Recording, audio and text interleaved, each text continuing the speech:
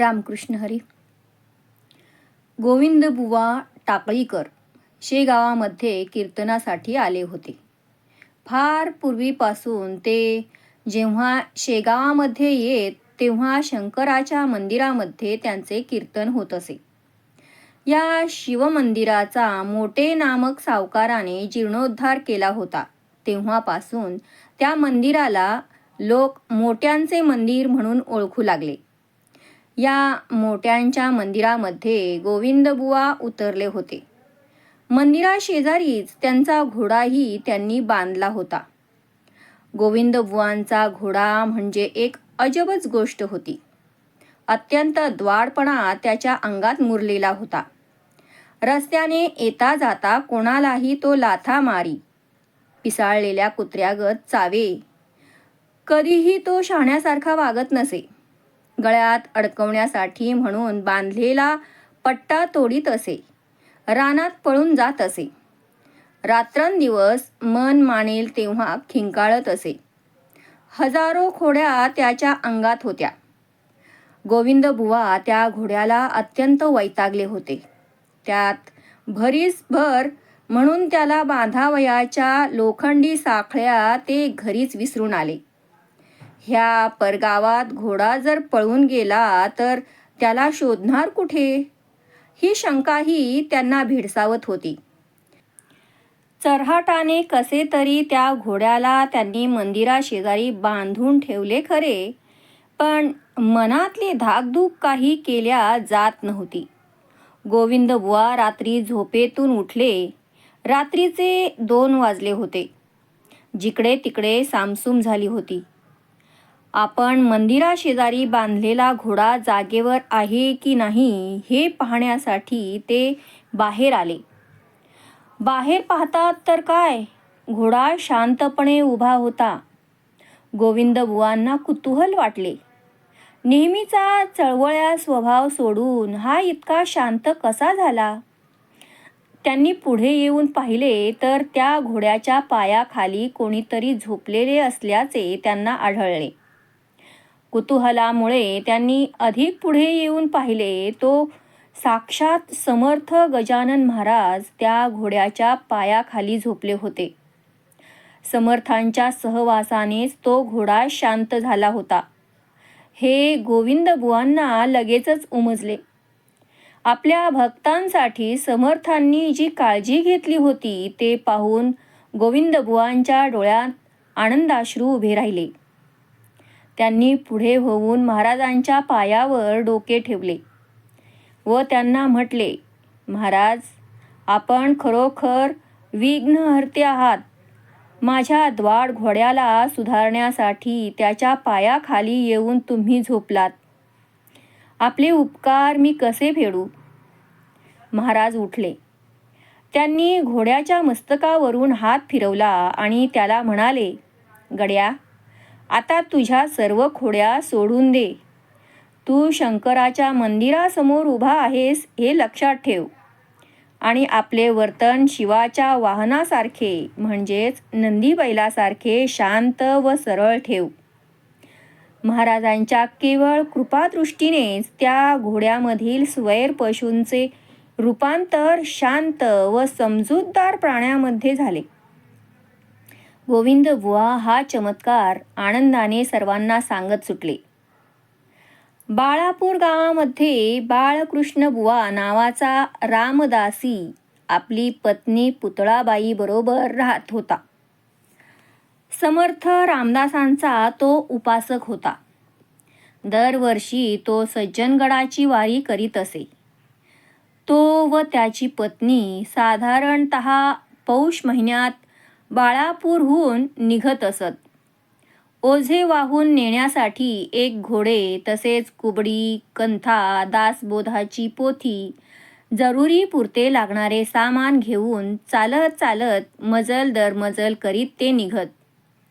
बाळापुराहून निघाल्यावर येणाऱ्या प्रत्येक गावामधून झोळी घेऊन फिरत.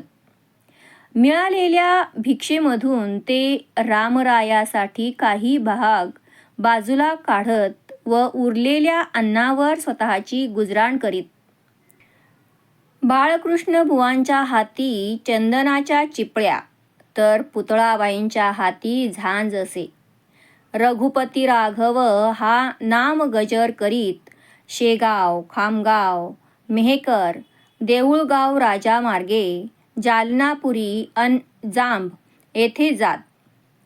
जांब हे समर्थांचे जन्मस्थळ, त्यामुळे तिथे 3 दिवसांचा मुक्काम केल्यावर दिवरा, गोदातीर, बीड, अंबेजोगाई, मोहोरी, नरसिंगपूर, पंढरपूर, नातेपोते, शिंगणापूर, वाई, सातारा असा प्रवास करून श्री क्षेत्र सज्जनगडावर येत. माघ वद्य नवमीच्या उत्सवामध्ये सामील होण्यासाठी तेथे समर्थ समाधींच्या सहवासात काही दिवस राहत. यथाशक्ती ब्राह्मण भोजन घालत असा त्यांचा गेली कित्येक वर्षापासूनचा क्रम चालू होता. परंतु वयाची 60 ओलांडल्यानंतर मात्र वृद्ध बाळकृष्ण बुवा अन पुतळाबाईंना दगदगाचा त्रास जाणवू लागला. बाळकृष्ण बुवा समर्थांच्या समाधीजवळ बसले. यात्रा आटपून घरी परतण्याची वेळ आली होती. बाळकृष्ण बुवांच्या डोळ्यात पाणी आले, मुखातून शब्द फुटेना. वृद्धत्वाचा अंमल शरीरावर होऊ लागला होता. मनातल्या मनातच त्यांनी समर्थांना हाक मारून त्यांना म्हणाले, समर्था, माझं आणि पुतळाबाईंचं वयोमानानुसार शरीर थकलं. दरवर्षीप्रमाणे सज्जनगडापर्यंत आम्ही पायी वारी करत असतो. आता शक्य होईल असे वाटत नाही. जरी वाहनात बसून येईन म्हटले तरी तेही शक्य होईल असे वाटत नाही. आजवर नेमाने सगळं होत होतं, पण शरीर हल्ली साथ देत नाही. आपल्याला हे सगळं कळत असेल, तेव्हा आता पुन्हा आपली भेट होईल असे वाटत नाही. तेव्हा तुमच्या समाधीचं शेवटचं दर्शन घेतो. असे म्हणून भरल्या डोळ्यांनी त्यांनी समर्थांच्या समाधीचे शेवटचे दर्शन घेतले. बाळकृष्ण बुवांना भल्या पहाटे एक स्वप्न पडलं. स्वप्नात चक्क समर्थ रामदास स्वामी आले आणि त्यांनी बुवांना म्हटले, बाळा, असा हताश होऊ नकोस. वार्धक्यामुळे तुला माझ्याकडे येता येत नाही हे कळते मला. पुढील वर्षापासून तू माझ्याकडे न येता मीच तुझ्या घरी बाळापुरात येऊन तुला दर्शन देईन. बुवा डोळे चोळत उठले. या स्वप्नाचा त्यांना काही उलगडा होईना. बाळकृष्णाने स्वप्नाविषयी गावातील काही लोकांना सांगितले होते.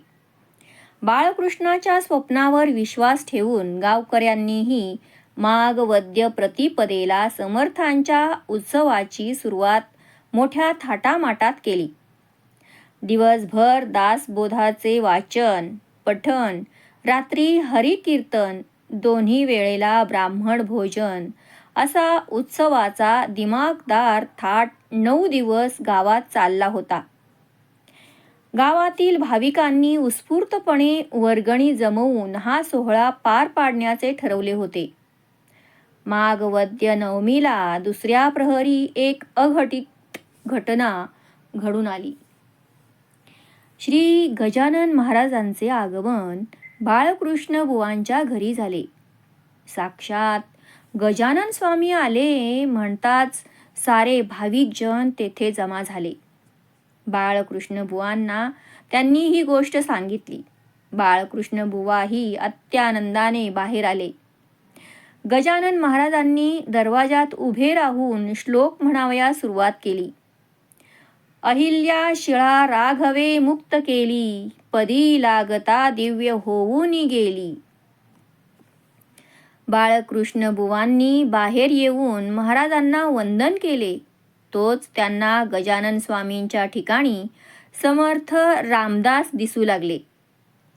हातात कुबडी, काळ्या भोर केसांची वलये पाठीवरून रुळत होती. भाल प्रदेशावर त्रिपुंड अधोरेखित केलेला होता. हिरमुजी रंगाची लंगोटी नेसलेली होती. छातीवर दाढी दिमागदारपणे स्थिरावली होती. गोरापान वर्ण, स्थिर व चित्त वेधून घेणारे डोळे, तरतरीत नाक, आकर्षक हास्य, खांद्याला भगवी झोळी आणि पायात खडावा. बाळकृष्ण बुवांना गहिवरून आले. पुन्हा त्यांनी वर पाहिले तो त्यांना गजानन महाराज दिसले. पुन्हा वंदन करावयास गेले तो पुन्हा समर्थ रामदासांचे दर्शन. बुवा गोंधळले. हा काय प्रकार चालला आहे हेच त्यांना कळेना. गजानन महाराज पुढे आले आणि त्यांनी बाळकृष्णाला म्हटले, बाळकृष्णा, असा गांगरून जाऊ नकोस. तुझा समर्थ मीच आहे. मागे सज्जनगडावर माझीच वस्ती होती. तुला स्वप्नामध्ये सांगितल्याप्रमाणे तुझ्या घरी आलेलो आहे. अरे, तू नुसता देहावरून आणि वस्त्रांवरून पारख करू नकोस. आत्म्याला साथ घाल. माझ्यामध्येच रामदासांचे दर्शन तुला होईल. बुवांनी महाराजांना घरी आणले, पाटावर बसवले आणि त्यांची षोडशोपचारे पूजा केली. महाराजांच्या चरणांचे दिव्य दर्शन घेण्यासाठी अख्खा गाव लोटला होता. उत्सवाची सांगता अनोख्या वातावरणात झाली. रात्री बाळकृष्ण निजले असताना त्यांना स्वप्न पडले. स्वप्नात श्री रामदास समर्थ आले होते. समर्थ म्हणाले, बाळकृष्णा, अरे, गजानन माझीच मूर्ती आहे. त्याच्यात आणि माझ्यात फरक करू नकोस. मी तोच आहे असे समजून त्यांचे पूजन कर. बाळकृष्ण आनंदला. अत्यानंदाने त्याने गजानन स्वामींच्या चरणी माथे टेकले.